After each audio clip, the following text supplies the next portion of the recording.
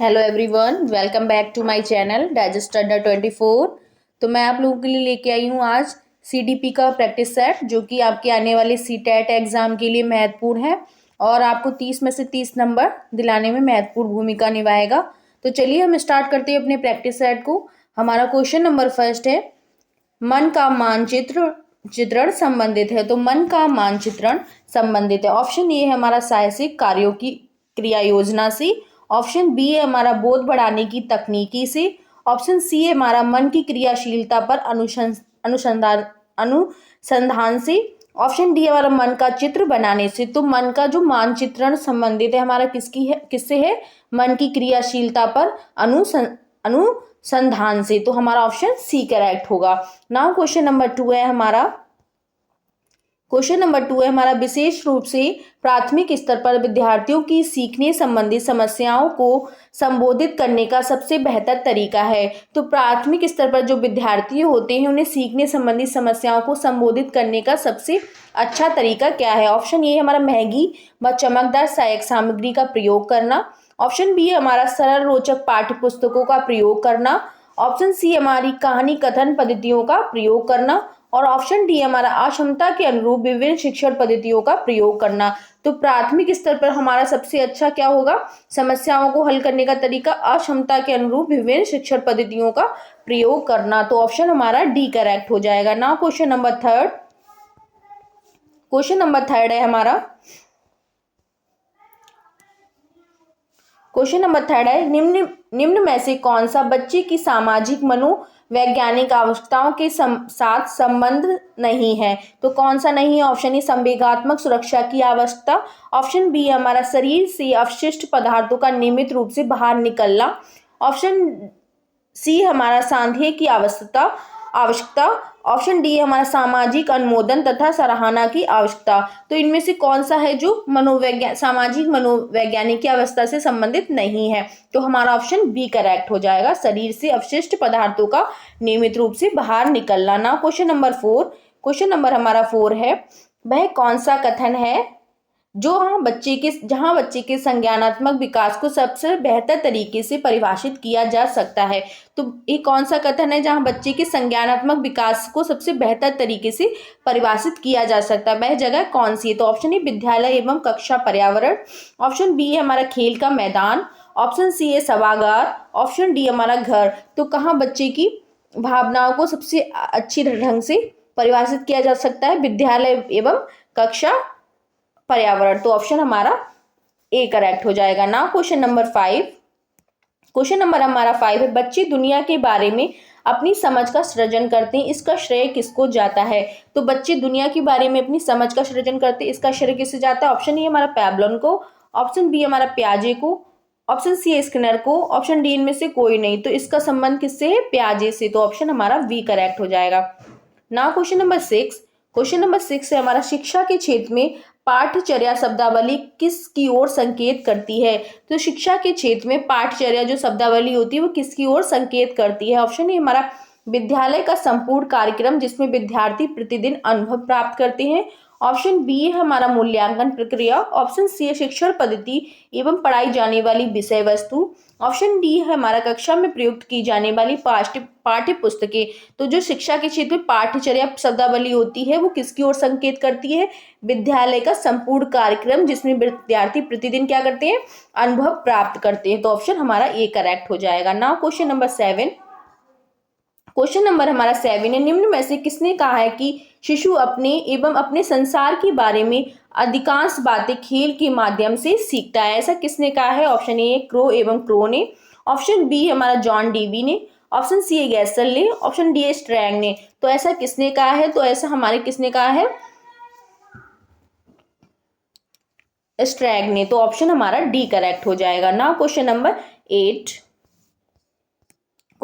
8 है, विकास कभी ना समाप्त होने वाली प्रक्रिया है, ये विचार किससे संबंधित है? तो विकास कभी ना समाप्त होने वाली प्रक्रिया है, ये विचार किससे संबंधित है? ऑप्शन ए निरंतरता का सिद्धांत। ऑप्शन बी हमारा अंतर संबंध का सिद्धांत। ऑप्शन सी अंतर क्रिया का सिद्धांत। ऑप्शन डी एकीकरण का सिद्धांत।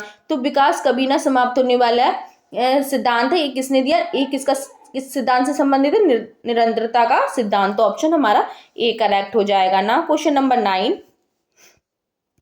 क्वेश्चन नंबर 9 है, निम्नलिखित में से किस अवस्था में बच्चे अपने समवयस्क समूह के सक्रिय सदस्य हो जाते हैं? तो कौन सी अवस्था में हो जाते हैं? ऑप्शन ए प्रौढ़ावस्था में, ऑप्शन बी हमारा किशोरावस्था में, ऑप्शन सी हमारा बाल्यावस्था में, ऑप्शन डी हमारा पूर्व बाल्यावस्था में। तो कौन सी अवस्था में बच्चे अपने समवयस्क समूह के सक्रिय सदस्य हो जाते हैं? किशोरा अवस्था में। तो ऑप्शन हमारा बी करेक्ट हो जाएगा। Now question number 10। Question number 10 हमारा, बच्चों के बौद्धिक विकास की 4 विशिष्ट अवस्थाओं की पहचान की गई है। तो बच्चों की जो 4 विशिष्ट अवस्थाएं होती है उनकी पहचान किसने की है? ऑप्शन ए इरिक्सन द्वारा, ऑप्शन बी हमारे पियाजे के द्वारा, ऑप्शन सी स्किनर द्वारा, ऑप्शन डी इनमें से कोई नहीं। तो जो बौद्धिक विकास की 4 विशिष्ट अवस्थाएं होती है उनकी पहचान पियाजे द्वारा की गई है। तो ऑप्शन हमारा बी करेक्ट हो जाएगा। Now question number 11। Question number हमारा 11 है, वह स्तर जिसमें बच्चा किसी वस्तु एवं घटना के बारे में तार्किक रूप से सोचना शुरू करता है कहा जाता है? तो वह अवस्था कौन सी जिसमें बच्चा किसी घटना या वस्तु के बारे में तार्किक रूप से सोचना शुरू कर देता है? ऑप्शन ए संवेदन प्रौढ़ अवस्था, ऑप्शन बी है मूर्त क्रियात्मक अवस्था, ऑप्शन सी हमारा पूर्व क्रियात्मक अवस्था, ऑप्शन डी है औपचारिक क्रियात्मक अवस्था। तो कौन सी अवस्था में बच्चा तार्किक रूप से सोचना प्रारंभ कर देता है? तो हमारा होगा मूर्त क्रियात्मक अवस्था। तो ऑप्शन बी हमारा करेक्ट होगा। Now question number 12। Question number 12 है, परिवार एक साधन है। तो परिवार एक साधन कैसा है? ऑप्शन ए अनौपचारिक शिक्षा का, ऑप्शन बी हमारा दूरस्थ शिक्षा का, ऑप्शन सी है गैर औपचारिक शिक्षा का, ऑप्शन डी औपचारिक शिक्षा का। तो परिवार एक कैसा साधन है? अनौपचारिक शिक्षा का साधन है परिवार। तो ऑप्शन हमारा ए करेक्ट हो जाएगा। Now question number 13। Question number 13 है, विद्यार्थियों को विद्यालय में खेलना क्यों उचित है? तो विद्यार्थियों का विद्यालय में खेलना क्यों उचित है? ऑप्शन ए शिक्षकों के लिए काम आसान करेगा, ऑप्शन बी ए सहयोग एवं शारीरिक संतुलन का विकास करेगा, ऑप्शन डी ए समय बिताने में सहायक होगा, ऑप्शन डी ए उन्हें शारीरिक रूप से सशक्त बनाएगा। तो एक विद्यार्थियों का विद्यालय में खेलना क्या हुआ? एक सहयोग एवं शारीरिक संतुलन का विकास करेगा। तो ऑप्शन हमारा बी करेक्ट हो जाएगा। Now question number 14। Question number 14 है हमारा, एक शिक्षक विद्यार्थियों में सामाजिक मूल्यों को विकसित कर सकता है। ऑप्शन ए महान व्यक्तियों के बारे में बोलकर, ऑप्शन बी है हमारा उन्हें अच्छी कहानियां सुनाकर, ऑप्शन सी आदर्श रूप से बर्ताव कर कर, ऑप्शन डी अनुशासन की अनुभूति को विकसित करके। तो एक जो शिक्षक होता है विद्यार्थियों में सामाजिक मूल्यों को विकसित कैसे कर सकता है? वह आदर्श रूप से बर्ताव कर कर ही बच्चों में सामाजिक मूल्यों का विकास कर सकता है। तो ऑप्शन सी हमारा करेक्ट हो जाएगा। नाउ क्वेश्चन नंबर 15 है हमारा, एक शिक्षक के लिए सबसे महत्वपूर्ण क्या है? तो एक शिक्षक के लिए सबसे महत्वपूर्ण क्या है? ऑप्शन ए कक्षा में अनुशासन बनाए रखना, ऑप्शन बी एक सुवक्ता होना, ऑप्शन सी हमारा विद्यार्थियों की कठिनाइयों को दूर करना, ऑप्शन डी हमारा कक्षा में समयानुवर्ती होना। तो विद्यार्थियों के लिए एक शिक्षक में सबसे महत्वपूर्ण क्या है? विद्यार्थियों को कठिनाइयों को दूर करना। तो ऑप्शन हमारा सी करेक्ट हो जाएगा। Now question number 16।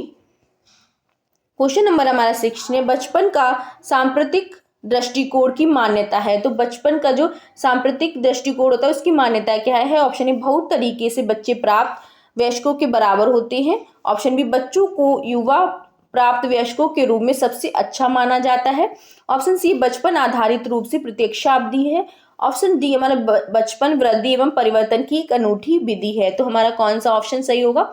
हमारा ऑप्शन डी करेक्ट होगा। नाउ क्वेश्चन नंबर 17 है हमारा,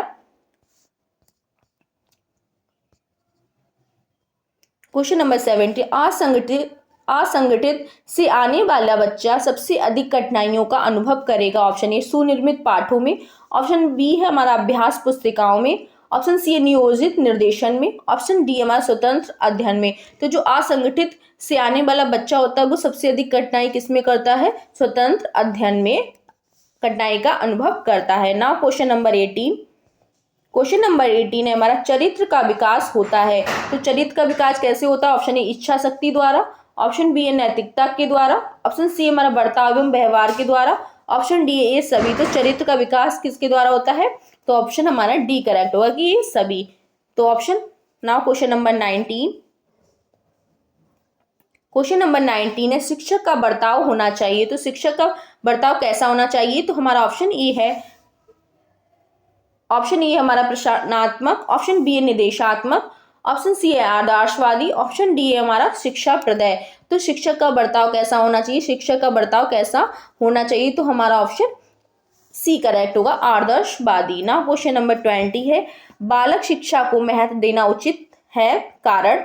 बालिका शिक्षा को महत्व देना उचित है, कारण। ऑप्शन ए, बालिकाएं बालकों से अधिक बुद्धिमती होती हैं। ऑप्शन बी, अतीत में बालिकाओं को बुरी तरह से विभेदित किया जाता था। ऑप्शन सी, किसी सामाजिक परिवर्तन के नेतृत्व में केवल महिलाएं समर्थ हैं। ऑप्शन डी, बालिकाएं बालकों में अल्पसंख्यक हैं। तो हमारा ऑप्शन कौन सा करेक्ट होगा? हमारा ऑप्शन सी करेक्ट होगा, किसी सामाजिक परिवर्तन में के नेतृत्व में केवल बालिकाएं समर्थ हैं। नौ क्वेश्चन नंबर 21, क्वेश्चन नंबर 21 है, यदि कोई विद्यार्थी आपका सम्मान नहीं करता है तो आप ऑप्शन ए उसे डांटेंगे, ऑप्शन बी उसकी उपेक्षा करेंगे, ऑप्शन सी है परीक्षा में कम अंक देंगे, ऑप्शन डी इनमें से कोई नहीं।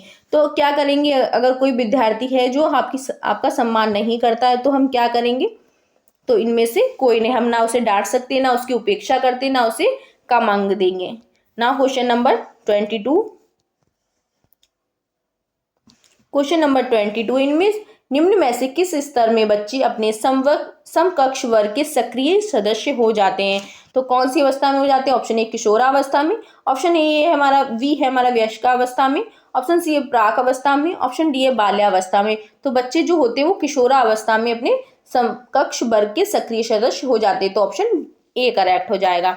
ना क्वेश्चन नंबर 23, क्वेश्चन नंबर 23 हमारा, किसी विद्यार्थी की सबसे महत्वपूर्ण विशेषता है। तो किसी विद्यार्थी की सबसे महत्वपूर्ण विशेषता क्या? ऑप्शन ए उत्तरदायित्व की अनुभूति, ऑप्शन बी हमारा आज्ञाकारिता, ऑप्शन सी हमारा सहभागिता, ऑप्शन डी है ईमानदारी। तो किसी विद्यार्थी की सबसे महत्वपूर्ण विशेषता क्या है? आज्ञाकारिता। तो ऑप्शन हमारा बी करेक्ट हो जाएगा। Now question number 24, question number 24 है हमारा, बुनियादी स्तर पर मातृभाषा में शिक्षा देना बेहतर है क्योंकि ये ऑप्शन ए बच्चों में आत्मविश्वास का विकास करेगा, ऑप्शन बी है प्राकृतिक वातावरण में बच्चों में सीखने में सहायता करेगा, ऑप्शन सी है बौद्धिक विकास में सहायता करेगा, ऑप्शन डी अधिगम को सरल बनाएगा। तो बुनियादी स्तर पर मातृभाषा में शिक्षा देना क्यों अच्छा है? क्योंकि प्राकृतिक वातावरण में बच्चों को सीखने में सहायता करेगा। तो ऑप्शन हमारा वी करेक्ट हो जाएगा।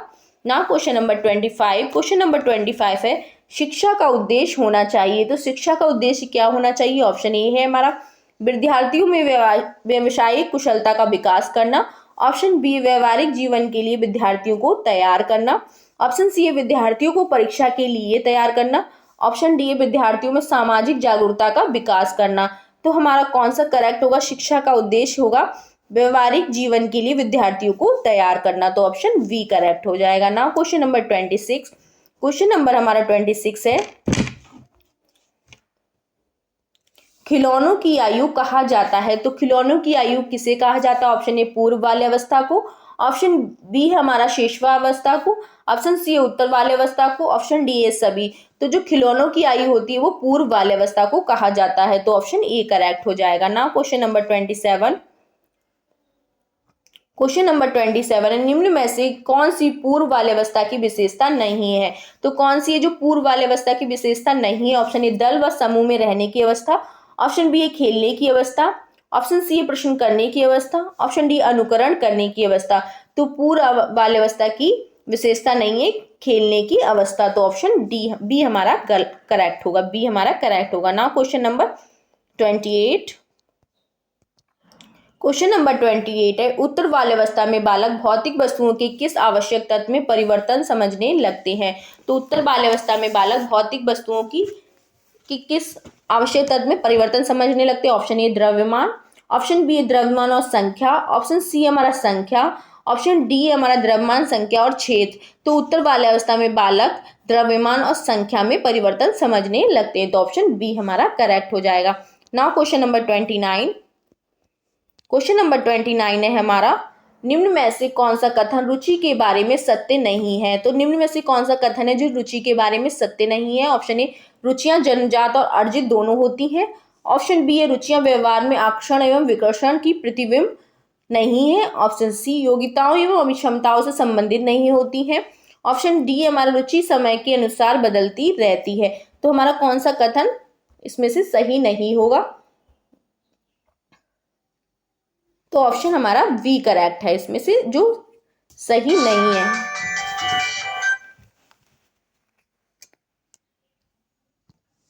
नाउ क्वेश्चन नंबर 30 है हमारा व्यक्तित्व एवं बुद्धि में वंशानुक्रम की ऑप्शन ए नाम मात्र की भूमिका है, ऑप्शन बी आकर्षक भूमिका है, ऑप्शन सी हमारा अपूर्वानुमेय भूमिका है, ऑप्शन डी महत्वपूर्ण भूमिका है। तो हमारा कौन सा इसमें से करेक्ट होगा? नाम मात्र की भूमिका है, तो ऑप्शन ए हमारा करेक्ट हो जाएगा। तो ये रहे हमारे आज की 30 क्वेश्चंस जो CDP के हैं। अगर आप लोगों को वीडियो अच्छी लगी हो तो वीडियो को लाइक करें, शेयर करें और चैनल को सब्सक्राइब जरूर करें। Thank you so much.